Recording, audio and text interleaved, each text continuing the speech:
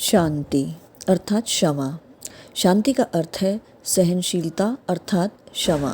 अपने इसे एक और उदाहरण से समझते हैं।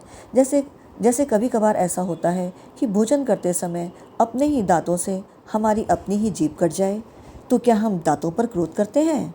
नहीं ना। हम दांतों को किसी प्रकार का कोई दंड देते हैं? नहीं ना। हाँ, जीभ ठीक हो जाए यह बात तो हमारे मन में आती है, परंतु हम दांतों को तोड़ दें या दांतों को किसी और प्रकार का कोई दंड दें, यह भाव कभी भी हमारे मन में उत्पन्न नहीं होता।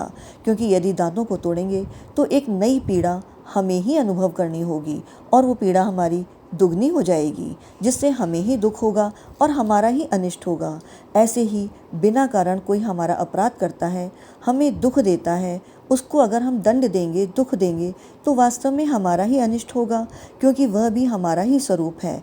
ऐसा भाव अगर हम अपने मन में रखते हैं कि सामने वाला जिससे अपराध हुआ है वह भी हमारा ही स्वरूप है और उसको दंड देने से हमें ही पीड़ा होगी, हमारी ही पीड़ा दुगनी होगी, ऐसा भाव रखने से साधक के अंदर क्षमा का भाव स्वतः ही आ जाता है।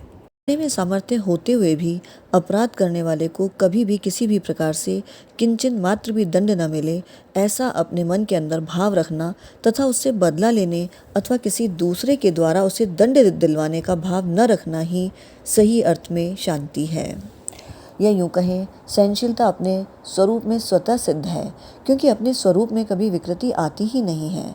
अतः कभी अमुक ने दुख दिया है या किसी ने भी हमें दुख दिया है, अपराध किया है, ऐसी कोई वृत्ति हमारे अंदर आ भी जाए तो उस समय यह विचार स्वतः आ जाना चाहिए कि हमारा कोई भी कुछ भी नहीं बिगाड़ सकता, हमारे में किसी भी प्रकार की कोई भी विकृति नहीं आ सकती और वह हमारे स्वरूप तक पहुँच ही नहीं सकती। ऐसा विचार आने से क्षमा भाव स्वतः ही आ जाता है।